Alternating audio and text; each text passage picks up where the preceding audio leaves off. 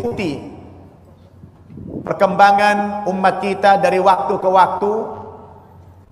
Beberapa tahun belakangan ini Bapak Ibu, banyak sekali orang-orang Islam yang murtad. Betul. Angka kemurtadan orang Islam yang pada murtad di setiap negara terus meningkat, mengerikan sekali.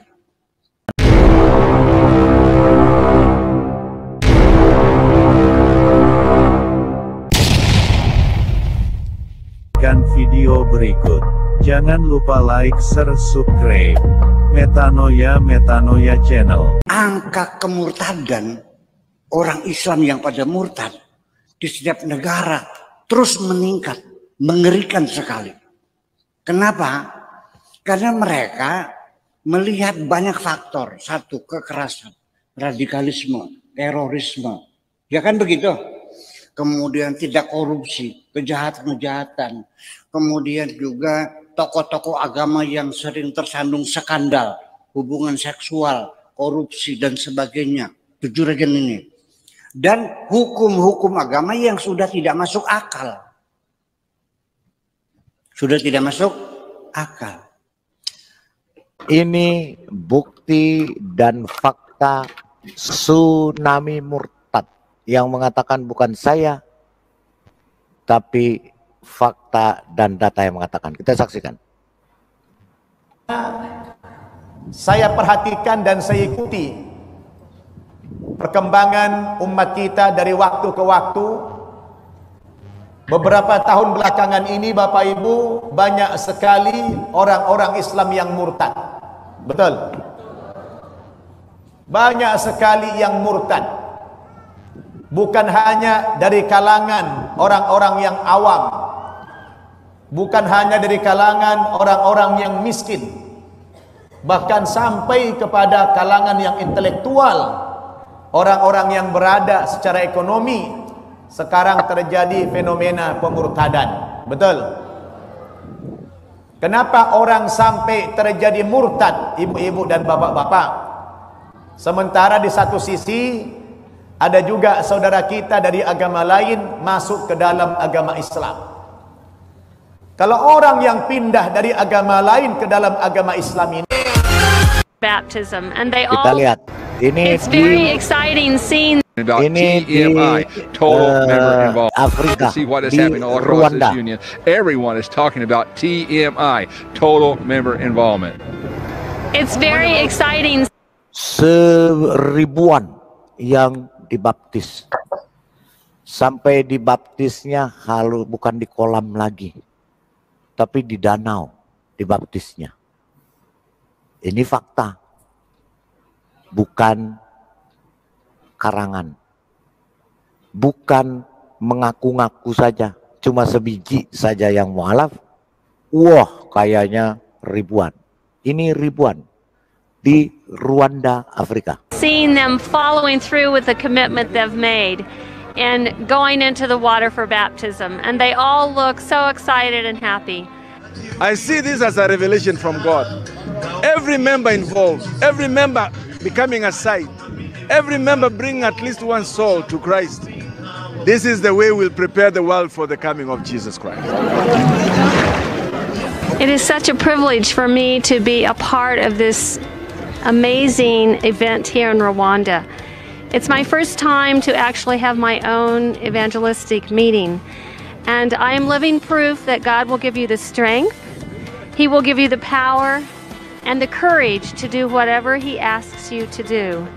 It has been such a blessing. I feel like I'm the one who has been the most blessed by participating, and it's just thrilling to see the people's response to the love of God, and it's very encouraging and inspiring for me to be here.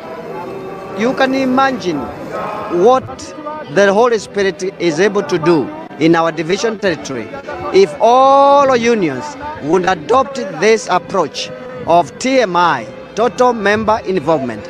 Because the secret of all what you see here is truly that every member was requested to bring at least one person into these meetings and support him, nurture him until he can be baptized.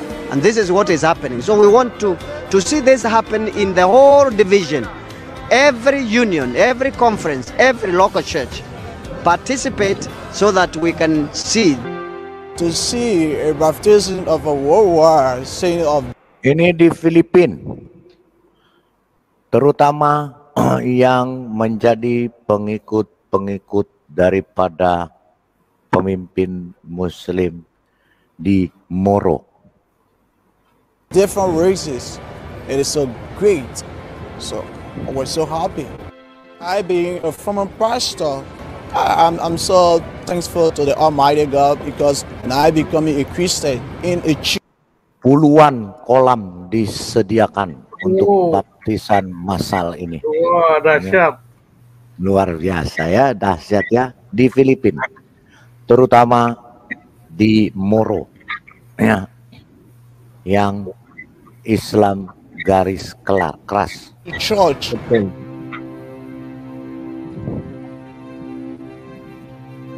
I'm a brand new man in the sight of God, and I believe that what I used to do before, I won't go back to it. I thank God for this church, and I pray until death do me part, I will never leave this church.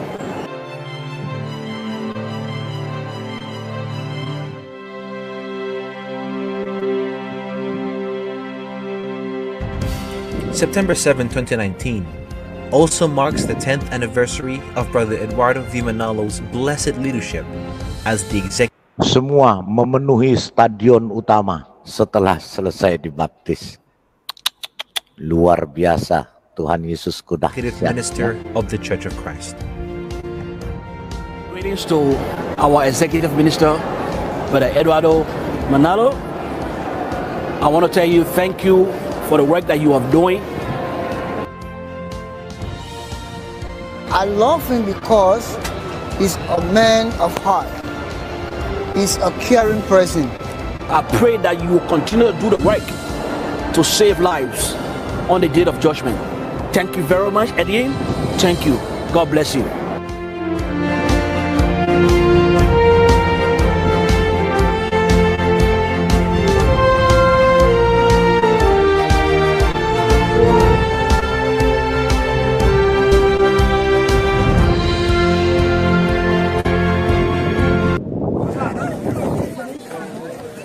Di Israel sendiri banyak warga Palestina yang dibaptis.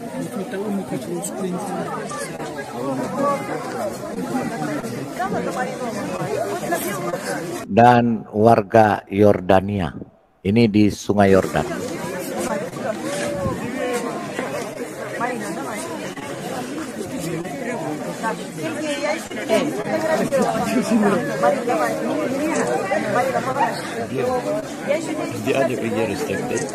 Yes, no, that's the border. Yes, you cross it, they shoot you.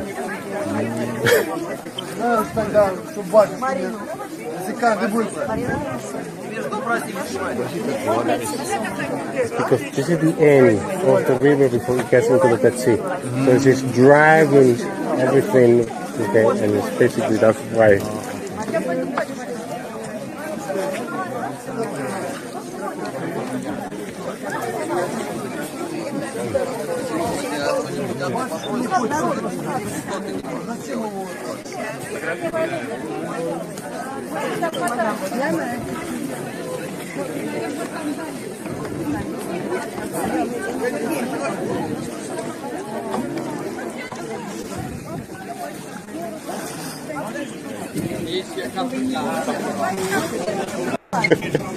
No, it's mad.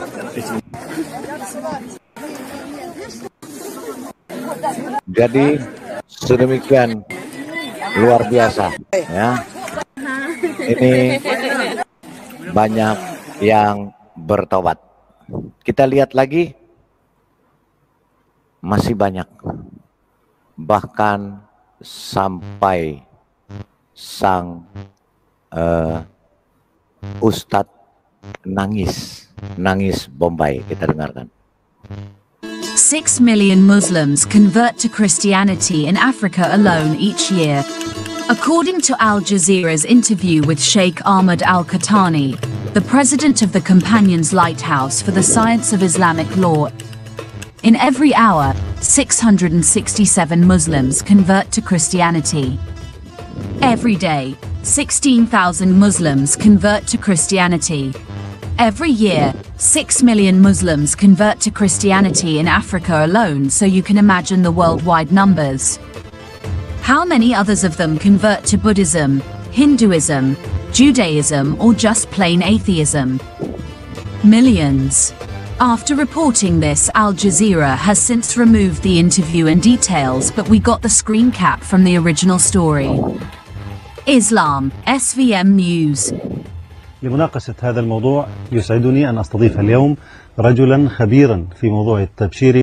Ini adalah Syekh Ahmad Al-Qatani. Dia cemas dan ketakutan karena 6 juta orang setiap tahun di Afrika saja murtad dan menjadi pengikut Yesus. Ini wawancaranya dengan Al Jazeera, walaupun dihapus tetapi sudah keburu direkam. Jadi tidak bisa lagi mengelak. والتنصير في إفريقيا، وإن كان تركيزه على التنصير في المقام الأول. الشيخ Syekh Ahmad Al-Qatani ini presiden dari perkumpulan Lighthouse for the Science of Islamic Law di Libya. Dia adalah presiden Persatuan Hukum Islam di Libya. Dia cemas karena 6 juta orang setiap tahun di Afrika saja, belum di negaranya, belum di negara lain, belum di Arab yang meninggalkan agamanya. القطعاني مدير منارة الصحابة للعلوم الشرعية في ليبيا، وهو معهد متخصص في تخريج الأئمة والدعاة. شيخ أحمد، أهلا بك في الشريعة والحياة. مرحبا. حقيقة هذه الكلمة أقل بكثير مما يجب، وكما قلنا في أول كلام من حق كل أحد أن يدعو لدينه وهو ما يسمى التبشير. أما التنصير فليس من حق أحد أن يخرج المسلمين عن دينهم، وحضرتك تطلب الشواهد. Katanya banyak Muslim menjadi Christianization, ya. Jadi والشواهد تخرج عن الحصر. الإسلام كان يشكل كما أسلفتم دين أفريقيا الأساسي، وهناك 30 لغة إفريقية كانت تكتب بالخط العربي. انخفض عدد المسلمين في أفريقيا إلى 316 مليون. 316 مليون هذه نصفها من العرب في الشمال الأفريقي. إذن أفريقيا التي نتحدث عنها وهي غير العربية. Dia berbicara tentang Afrika. Ya, Afrika dari 316 juta Muslim. Hampir habis. عدد المسلمين فيها الآن لا يتجاوز 150 مليون نسمة. 150 juta sudah menjadi Kristen. وإذا ما علمنا أن تعداد أفريقيا مليار نسمة، رأينا أنها نسبة أقل بكثير عما كانت عليه في أوائل هذا القرن. Katanya dari tahun 1902 ya di Afrika itu 329 juta penduduknya ya. Sekarang naik ya dari 329 naik menjadi 329 juta. The number of Christians have increased from 1 million in tahun 1902 ya sampai dengan 2000 itu 330 juta.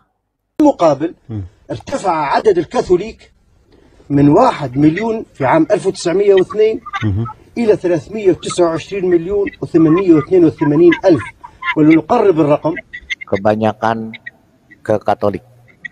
سنقول 330 مليون نسمة في عام 2000 الآن.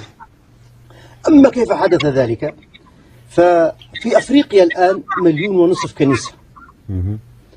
عدد أعضاء هذه الكنائس sekarang di Afrika katanya sudah ada 1,5 juta gereja dan 46 juta jemaat. 40 مليون نسمة. في كل ساعة يتحول إلى النصرانية 667 مسلم. في كل يوم setiap jam setiap jam di Afrika itu 667 muslim berpindah ke Kristen. Setiap hari 16.000 muslim pindah ke Kristen. Setiap tahun 6 juta muslim pindah ke Kristen. Itu katanya Syekh. Banyak orang yang murtad. Ya, mengerikan kata dia. Diperbudak, silahkan kita berpikir sendiri. Apakah Allah itu sekejam itu manusia seperti binatang dijual? Ya, di Al-Quran ada. Wa khiftum alla ta'dilu fawahidatan aw ma malakat aymanukum. Kalau bisa kawin, ya tidak bisa berpoligami, lebih baik satu saja. Kalau satu juga nggak bisa, beli budak saja. Boleh dalam Al-Qurannya, tidak dilarang. Sampai Nabi meninggal dunia, sampai abad kedua Hijriyah 200 tahun, sampai tahun 1960 orang Islam masih memperbudak manusia. Negara-negara Islam masih memelihara perbudakan karena Allah tidak melarang. Jadi maunya gimana? Final sudah, hukum ini sudah final, tidak bisa dirubah lagi. Perbudakan boleh. Jadi anak perempuan tanpa izin, tanpa persetujuan boleh dipaksa oleh bapak, boleh. Di kitab fikihnya boleh nggak? Dipaksa, suka tidak suka, dinikahkan oleh bapaknya, boleh nggak? Asal syaratnya walinya wali mujbir, betul nggak? Dan syaratnya anaknya perempuannya perawan. Apakah logis Allah itu memperlakukan anak perempuan seperti binatang, dipaksa kawin? Wow, logis nggak menurut kawan-kawan? Ya, karena memang ada sampai sekarang belum ada larangannya ya, secara secara ayat yang turun ya, belum ada larangannya ya. Jadi memang ya, jadi saudara jangan heran ketika kemarin Taliban yaitu memperlakukan wanita begitu kasar. Ya, dicambuk ya, bahkan kalau berkeliaran seorang diri itu didor tak mati, karena memang belum ada larangannya di dalam ajaran tersebut. Itulah jadi apa yang mereka lakukan seperti di Afghanistan itu ya, Taliban itu ya, itu memang ajaran gitu loh. Jadi kita dengar sendiri kan kata Buya Sakur ya, itu memang ajaran yang memang belum dilarang gitu loh ya, secara akidahnya, tapi kan secara hukum kan dilarang gitu, secara hati nurani kan dilarang itu ya. Negara melarang. Makanya kalau ada naib, makanya yang melarang itu negara melarang. Makanya kalau ada naib mengawinkan, terjadi ada paksaan, masuk penjara naibnya. Betul. Silakan. Iya. Memukul istri, itu tidak boleh. Ada KDRT, kekerasan dalam rumah tangga. Kamu mukul istri, berdarah-darah, datang polisi, visum, masuk penjara. Tapi kan Tuhan tidak melarang, malah menyuruh kita. Nah loh, Tuhan tidak melarang, malah menyuruh kita. Makanya saya katakan tadi sekali lagi, di Taliban itu saudara, saya pernah nonton sebuah video mengerikan. Istrinya itu sekitar 4 orang itu, 4 orang. Itu dihajar sama suaminya itu, bertubi-tubi ya. Makanya video itu sangat mengerikan ya, sangat mengerikan. Apa dipukul, sobat waras, dipukul, dihantam. Ya itu yang penting kepala, kena kepala, mau kena manapun, sesudah minta ampun pun istrinya itu tetap dihajar. Tapi itulah ajaran kawan-kawan. Ya, mereka melakukan itu bukan tanpa sebab, ajaran itu kawan-kawan. Kalau kita komparasikan dengan pernyataan Buya ini. Bahkan ayatnya disampaikan oleh Buya. Boleh dipukul. Oke. Apakah betul Tuhanmu memperbolehkan mukul istri?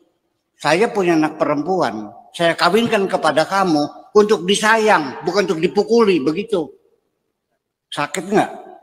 Nah ini logika kita pakai. Nah ini dalil dari logika biar saya. Dan apa yang saya katakan nggak usah dimuat sebagai hasil basul masail.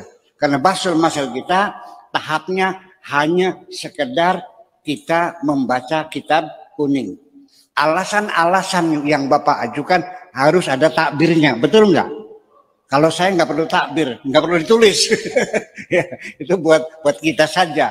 Ya ini kita berwacana berlogika. Jadi jangan disamakan nanti. Jadi jawaban saya sekalipun saya ketua Basul Masail nggak usah ditulis karena nggak ada takbirnya. Kitabnya kitab apa? Ya kitabnya kitab logika. Akal-akalan aja itu mah. Tapi ini mesti dimulai Bapak sekalian, mesti dimulai. Sekalipun tidak sekarang. Ya, mungkin sampai anak cucu kita. Tapi yang saya khawatirkan, ini angka kemurtadan orang angka kemurtadan ya. Islam yang pada murtad. Orang Islam yang pada murtad di setiap negara. Di setiap negara, ya artinya di seluruh dunia. Terus meningkat. Nah, terus meningkat. Ya, jadi ada peningkatan yang luar biasa kata Buya Sakur. Mengerikan sekali. Mengerikan sekali. Kenapa? Karena mereka melihat banyak faktor. Nah, jadi alasannya karena mereka melihat banyak faktor. Kita lihat ya apa faktornya. Kekerasan, radikalisme, terorisme. Ya kan begitu? Kemudian tidak korupsi, kejahatan-kejahatan. Kemudian juga tokoh-tokoh agama yang sering tersandung skandal. Hubungan seksual, korupsi, dan sebagainya. Jujur aja ini.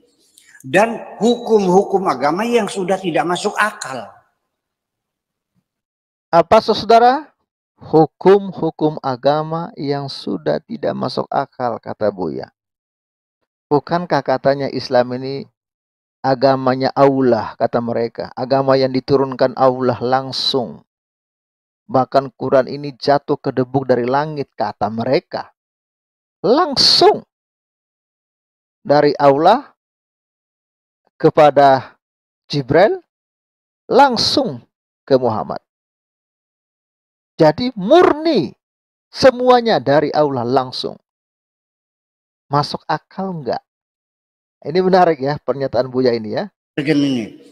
Dan hukum-hukum agama yang sudah tidak masuk akal. Hukum-hukum agama yang sudah tidak masuk akal. Sudah tidak masuk akal. Jadi tidak masuk akal. Makanya saya katakan tadi ya, termasuk Buya Sakur ini juga diperkarakan ya oleh Egy Sujana dan kawan-kawan ya, itu tahun lalu ya mereka perkarakan ya, sampai sekarang Buya Sakur santai saja ya menanggapi. Bahkan ada videonya ya, saya akan tunjukkan kepada kawan-kawan semua. Mohon bersabar, saya sudah save videonya. Mudah-mudahan mau terbuka ya videonya ya. Saya sudah save. Ini ya, ini dia. Saya tunjukkan ya, kawan-kawan. Jadi Buya Sakur menanggapi langsung ya pernyataan dari videonya Egy Sujana itu, kawan-kawan ya.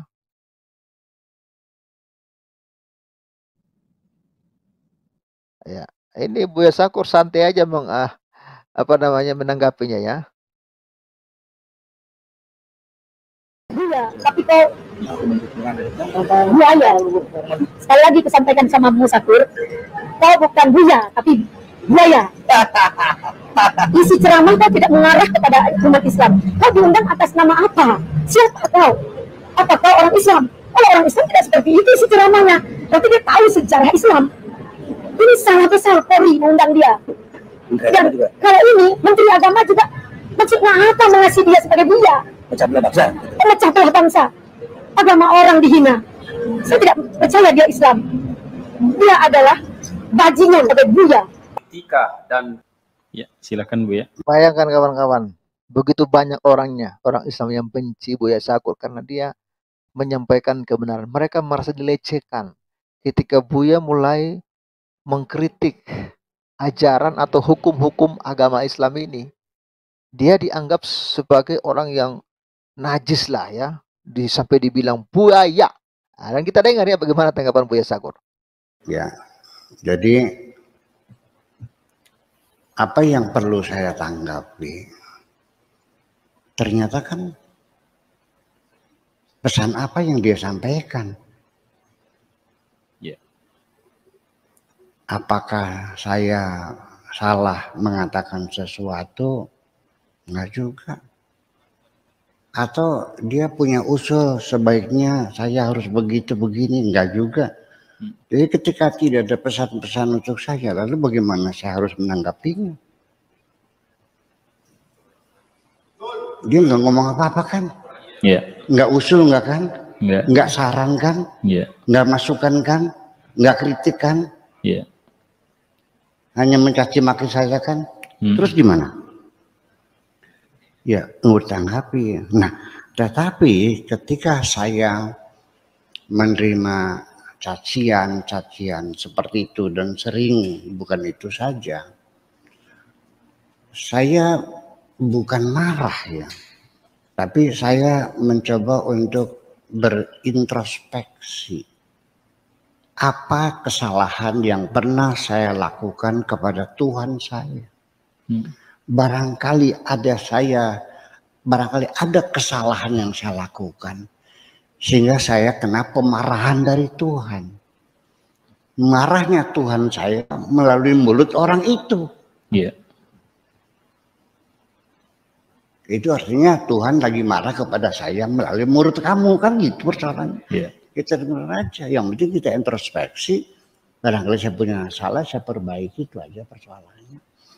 Ya, jadi saya tidak berharap andaikan Tuhanku marah kepadaku dengan suaranya sebagai Tuhan, mungkin aku menjadi debu kosmis lagi. Untung saja marah-marahnya melalui mulut orang seperti itu. Iya. Yang penting segera saya harus memperbaiki diri. Barangkali saya punya kesalahan. Nabi juga mengatakannya begini, Allahumma hdi qaumi innahum la ya'lamun. Ya Allah, berilah hidayah kepada kaumku. Innahum la ya'lamun. Mereka enggak paham. Ya Allah, berilah hidayah kepada mereka karena mereka enggak paham. Ya, untuk itulah saya minta kepada majikan saya, ya, semoga Allah mengampuni mereka. Alasannya apa? Karena aku sudah memaafkannya. Selesai. Tidak mungkin dong saya mendoakan orang dengan kejahatan. Yeah. Menyembah orang dengan kecelakaan supaya buta, supaya supaya mati. Oh ya enggak dong. Itu bukan wewenang saya semacam itu. Jadi mesti Anda ketahui bahwa kita sekarang ini sedang bekerja untuk Allah. Ya. Artinya bahwa saya setiap hari selalu menghimbau kepada saudara-saudara kita sesama bangsa Indonesia, khususnya sesama umat Islam, untuk stop, berhenti. Yuk kita damai, nggak usah bertengkar, berebut sorga dan sebagainya. Itu hak prerogatif